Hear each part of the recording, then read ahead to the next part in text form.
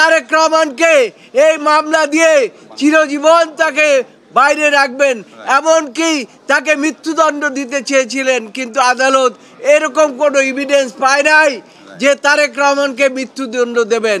জনসভার পারমিশন সরকার দিয়েছিলেন পাশের একটি ময়দানে, এবং সরকারকে পরবর্তী পর্যায়ে না জানিয়ে এই দিদেন বিরোধী দলীয় নেত্রী তিনি ওই স্থান পরিবর্তন করে তিনি এই রাস্তার মধ্যে নিয়ে আসেন, এবং এটা ছিল তার উদ্দেশ্য প্রণোদিত যে সরকারি দলকে একটা বেকায়দায় ফেলাবার জন্য তিনি এই কাজটি করেছিলেন। এবং সেই জন্য এই যে গ্রেনেড হামলাটা হয়েছিল, আমাদের বিশ্বাস তারা রাজনৈতিক উদ্দেশ্য প্রণোদিতভাবে এই গ্রেনেড হামলাটা তখন হয়েছিল। এবং সেখানে প্রথম চার্জশিট, দ্বিতীয় চার্জশিট, তৃতীয় চার্জশিট তারেক রহমানের নাম কোথাও উল্লেখ ছিল না। সাবসিকুয়েন্টলি তারেক রহমানকে আব্দুল কাহার আকনকে দিয়ে এই মামলার মধ্যে সম্পৃক্ত করেন, এবং সম্পৃক্ত করে তাকে এই মামলায় সাজা দেওয়ার ব্যবস্থা করেন। আদালত সমস্ত সাক্ষী প্রমাণ বিশ্লেষণ করেছে, যদিও এখানে সব আলাপ আলোচনা করেছে, এবং সাক্ষী প্রমাণ বিশ্লেষণ করে দেখেছে যে সাক্ষীর উদ্দেশ্যে, যে চার্জশিটের উদ্দেশ্যে তাদেরকে সাজা দেওয়া হয়েছে, এমনকি মৃত্যুদণ্ড দেওয়া হয়েছে, এই মৃত্যুদণ্ড টিকতে পারে না। সেখানে 51 DLR-এর কথা বলা হয়েছে, এবং সেখানে পরিষ্কার বলা হয়েছে যে ডাইরেক্ট কোনো এভিডেন্স না থাকলে কাউকে মৃত্যুদণ্ড দেওয়া যায় না, এবং সেখানে আজীবন সাজাও দেওয়া যায় না। সেই সমস্ত দিক বিচার বিশ্লেষণ করে আদালত মনে করেছে যে এই মামলায় যারা আপিল করেছে এবং যারা আপিল করতে পারে নাই প্রত্যেককেই খালাস দেওয়া প্রয়োজন।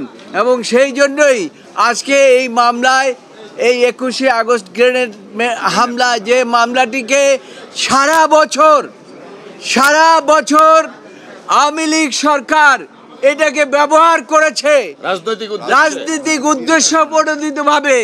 তারা চেয়েছিল যে তারেক রহমানকে এই মামলা দিয়ে চিরজীবন তাকে বাইরে রাখবেন, এমনকি তাকে মৃত্যুদণ্ড দিতে চেয়েছিলেন, কিন্তু আদালত এরকম কোনো এভিডেন্স পায় নাই যে তারেক রহমানকে মৃত্যুদণ্ড দেবেন। যাই হোক, শেষ পর্যন্ত আপনার বাবরকে এবং পিন্টুকে, আব্দুল সালাম পিন্টুকে মৃত্যুদণ্ড দিয়েছিলেন। সে আজকে এই জাজমেন্টের মাধ্যমে তাদের সেই মৃত্যুদণ্ড থাকলো না, এবং যারা যাবজ্জীবন 19 জনের মৃত্যুদণ্ড, এবং সকলকে আদালত মনে করেছে, আদালত বলেছে যে আমি এভিডেন্সগুলো সব পর্যালোচনা করেছি, আমি এখানে উল্লেখ করলাম না, কিন্তু এগুলো জাজমেন্টের মধ্যে আপনারা পাবেন, এবং সমস্ত কিছু বিচার বিশ্লেষণ করে আজকে সকলকে বেকসুর খালাস দিয়েছে। এই ঘটনা ঘটেছে 2004 সালে। 2004 সালে তৎকালীন সরকারের অধীনে একটা তদন্ত হয়েছিল, কিন্তু রিপোর্ট হয়নি। 2008 সালের 9 জুন প্রথম একটি তদন্ত রিপোর্ট সাবমিট করা হয়। ওই তদন্ত রিপোর্টে 28 জনকে আসামি করা হয়। হাইকোর্ট ডিভিশন বলেছেন এইটা বাংলাদেশের সকল সিদ্ধান্তের আলোকে অবৈধ হয়েছে, এবং এই জন্য এই ট্রায়ালটাকে ইল্লিগাল, অবৈধ ঘোষণা করেছে। এই ঘটনা ঘটেছে 2004 সালে। 2004 সালে তৎকালীন সরকারের অধীনে একটা তদন্ত হয়েছিল, কিন্তু রিপোর্ট হয়নি। 2008 সালের 9 জুন প্রথম একটি তদন্ত রিপোর্ট সাবমিট করা হয়।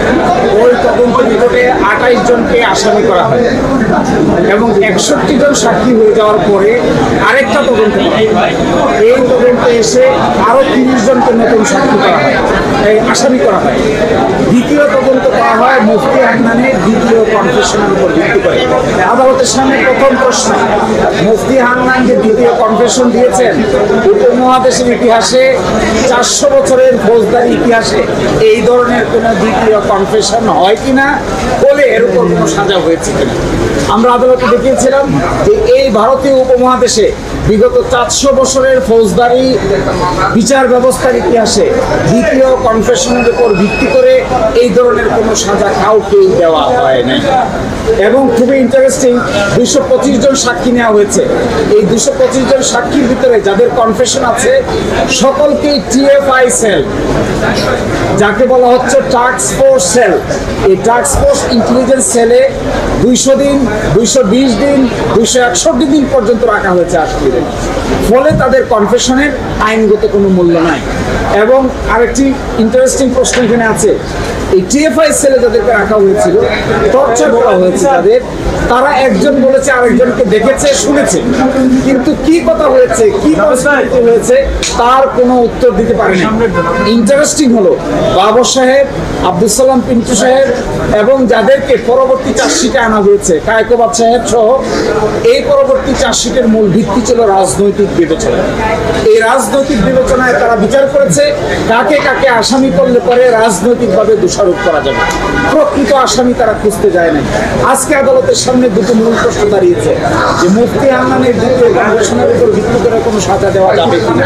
আদালত বলেছেন নো, দ্বিতীয় কনফেশনের উপর ভিত্তি করে কাউকে কোনো সাজা দেওয়া যাবে না। প্রথমটা দাঁড়িয়েছে ফার্দার ইনভেস্টিগেশন যে হয়েছে, এই ফার্দার ইনভেস্টিগেশনের মামলার আমলে গ্রহণকারী আদালত কোনটা? এই আমলে গ্রহণকারী আদালত হয়েছে ট্রায়াল কোর্ট। আইনে আছে আমলে গ্রহণ করবে হলো সব ম্যাজিস্ট্রেট।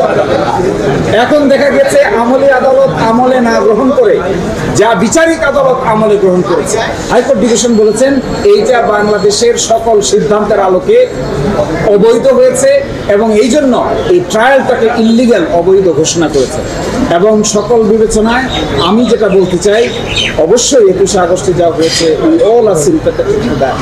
21শে আগস্টের ঘোষণার বিচার হোক, এভরিবডি ওয়ান্টস, কিন্তু যাকে ইচ্ছা তাকে আসামি করা যাবে না, এটা তার এক শিক্ষা। এভিডেন্স যদি না থাকে, রাজনৈতিক বিবেচনায় কারো ঘাড়ে দোষ চাপিয়ে যদি বিচার করা হয় তাহলে তার শেষ পরিণতি ভালো হয় না।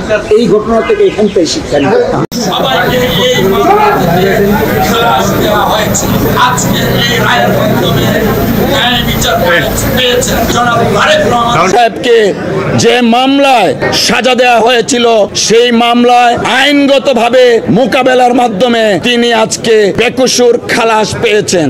সম্পূর্ণভাবে শেখ হাসিনা এবং আওয়ামী লীগের নেতাদের প্রপাগান্ডার শিকার হয়েছিলেন জনাব তারেক রহমান সাহেব। তারেক রহমান সাহেবের নামটা এসেছিল, আপনারা জানেন, 3টা চার্জশিট, ইভেন 111-এর সময় যে চার্জশিট দেওয়া হয়েছিল, সেই চার্জশিটে তারেক রহমান সাহেবের নাম ছিল না। শেখ হাসিনা ওয়াজেদ যখন ক্ষমতায় আসতেন তখন আব্দুল কাহার আকন্দকে নিয়োগ করে 4র্থ চার্জশিট দেন। সেই চার্জশিটে জনাব তারেক রহমান সাহেবকে রাজনৈতিক উদ্দেশ্যে এই মামলা ইনক্লুড করা হয়। প্রতিদ্বন্দ্বীকে রাজনৈতিকভাবে ঘায়েল করতে না পেরে মামলার আশ্রয় নিয়ে জনাব তারেক রহমান সাহেবের ইমেজকে দেশে এবং আন্তর্জাতিক পরিমণ্ডলে প্রশ্নবিদ্ধ করার জন্য ট্রায়ালটা কন্টিনিউ করেন। আপনারা ইতিমধ্যে শুনেছেন, যারা এই মামলার দণ্ডপ্রাপ্ত ছিলেন এবং আপিল করেছেন এবং যারা সবাইকে এই মামলা থেকে খালাস দেওয়া হয়েছে।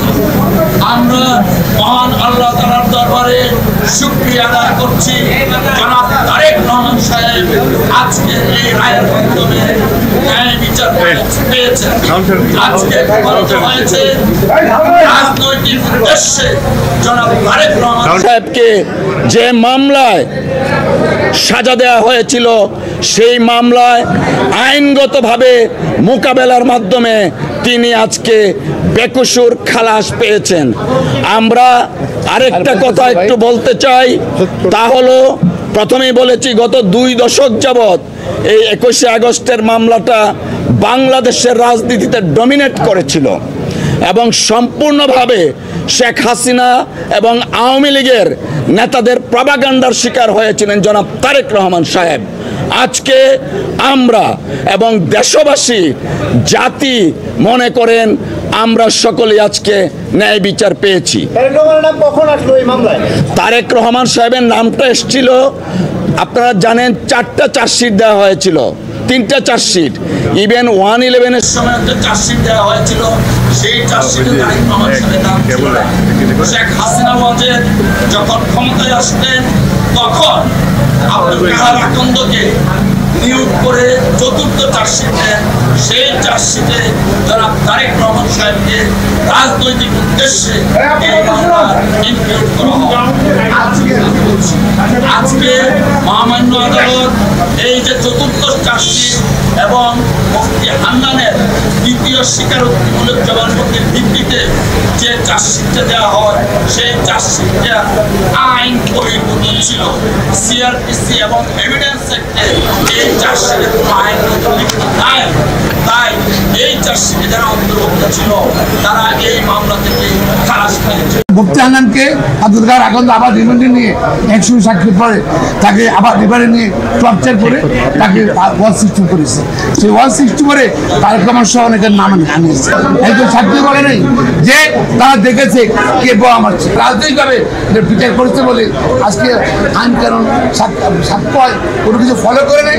এই জন্য আমরা ন্যায় বিচার পেয়েছি। 160 সাক্ষী হওয়ার পরে মুফতি হান্নানকে আবার রিমান্ডে নেবে। মুফতি হান্নান আগে কিন্তু 160 করেছিল, সেখানে আসামিদের নাম বলেছে, তাদের নাম বলেছে, সেগুলো নাই। সাবসিকুয়েন্টলি মুফতি হান্নানকে আব্দুল কাহার আকন্দ আবার রিমান্ডে নিয়ে 100 সাক্ষী পরে তাকে আবার রিমান্ডে নিয়ে টর্চার করে তাকে 160 করেছে।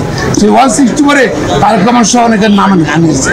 পরবর্তীতে মুফতি হান্নান কোর্টে গিয়ে বলছে, কোর্টে বলছে যে আমার হাত দেখেন, আমার পা দেখেন, সামনে ঘুরিয়ে ফেলছে আমাকে। শুধু আমি তারেক রহমান সাহেবকে চিনিও না, আমি রাজনীতিকদের চিনিও না।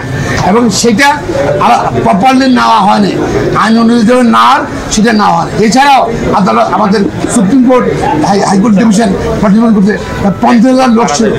একজন সাক্ষী বলে নাই যে ষড়যন্ত্র হয়েছে, হচ্ছে সেই ষড়যন্ত্রকে প্রমাণিত করছে। একজন সাক্ষী বলে নাই, একজন সাক্ষী বলে নাই যে তারা দেখেছে কে বোমা মারছে, এবং সব কিছু বিবেচনা করে this a case of no evidence, এবং কোনো সাক্ষী প্রমাণ আইন করতে হবে নেওয়া হয় নাই। তার পরিপ্রেক্ষিতে আদালত সকল আসামিকে খালাস দিয়েছে, ইনক্লুডিং যারা আপিল করে নাই তারেক রহমান সহ তাদেরকেও খালাস দিয়েছে। এবং এছাড়া এটা রাজনীতি দুঃসময় হয়েছিল। সরকার এটা বলেছেন আমার সহকর্মীরা, সরকার রাজনৈতিক উদ্দেশ্যে এই মামলাটা নিয়েছিল এবং রাজনৈতিকভাবে বিচার করেছে বলে আজকে আইন কানুন সাক্ষ্য হয় কোনো কিছু ফলো করে নেই। এই জন্য আদালত আমরা ন্যায় বিচার পেয়েছি।